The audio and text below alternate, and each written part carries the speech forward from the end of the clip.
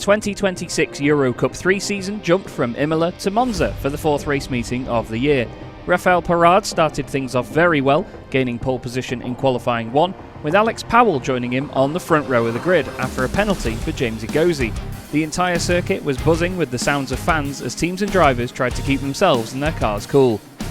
As the lights went out, it was disaster for Alex Powell. After being promoted to the front row, he made a mess of the start and would drop down to the tail end of the field. It was going to be a long race though, and the American would do everything he could to make up ground. Pérard kept his lead at the sharp end while the whole field navigated the first chicane cleanly. If there was green flag running throughout, but still battles behind, it was sure to be an easy day at the office for the Frenchman. And battles there were. Keanu Alizari having a fight with Patrick Huizenrode's Griffincourt car for second place. James Egozi and René Lammers waited patiently, and it wasn't long until Huizenrode had to take to the escape road. Behind them there was more scuffling. Eichmanns, Elfagali and Strouven getting friendly into the first chicane. Egozi had now moved into third place and was putting increasing pressure on Alizari. That was until he made the move on the run up to Ascari. He now had his teammate in his sights, much like Strouven and Huizenrode, nearly breaking rule number 1 of motorsport down at turn 1. In just a couple of laps, Egozi had caught up to Rafaël Pérard and the Frenchman was powerless to defend as the championship leader got by into the Parabolica. The race was far from over though. Bostandiev had this moment and got stuck in the gravel, meaning the safety car was called out. Thanks to the speed of the Italian marshals though, things were sorted out very quickly, and we got back to the action. It was Egozi leading Pérard, Lammers, Elfagali, Alizari and Huizenrode. The latter two of those drivers having a bit of a scary moment down into the first chicane, but they managed to get away with it. Similar things were happening up front 1 lap later, Pérard and Egozi both going off at the chicane and recovering without contact, all with just 1 lap left to go. We were loving it though as the teammates were fighting just as we wanted them to.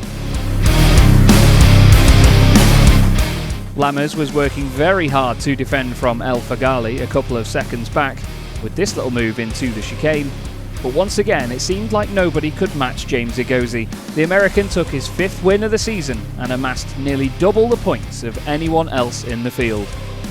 With momentum clearly on his side, was anybody able to stop him heading into Sunday?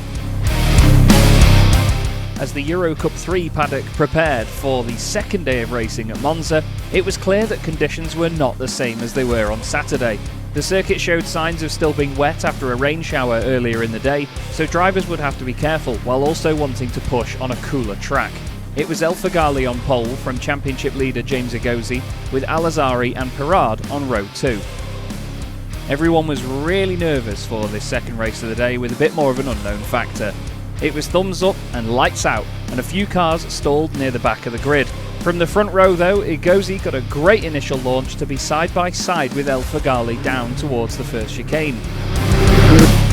With supreme confidence on the brakes, the Lebanese driver defended brilliantly, carrying the car around the outside and holding on to his lead position. The rest of the field did really well to get through cleanly once again. Egozi was soon caught out under braking into the Rogier chicane, having to take to the escape road, and was lucky that he had room to get back on with the brewing battles into the Lesmos.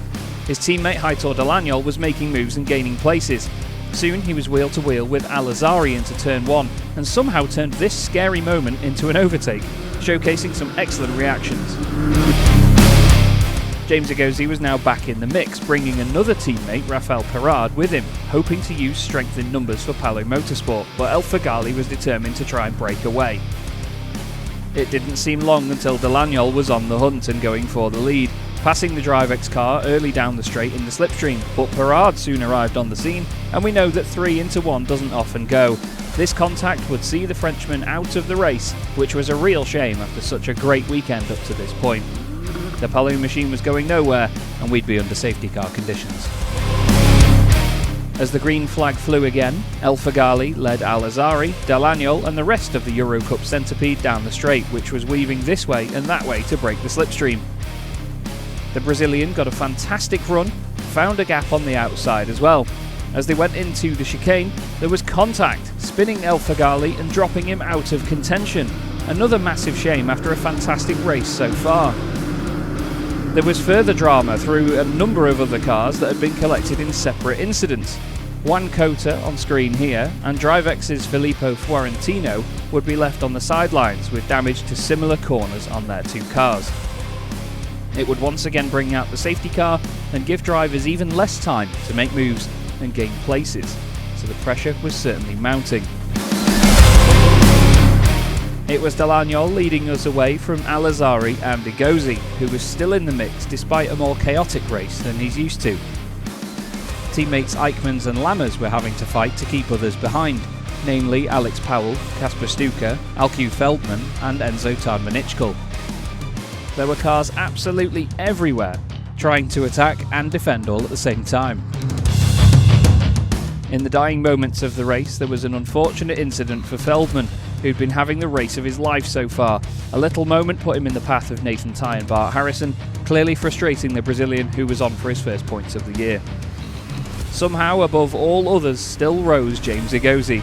He triumphed to take his 6th race win of the year and his 8th podium appearance from 10 races, well on his way to breaking championship records.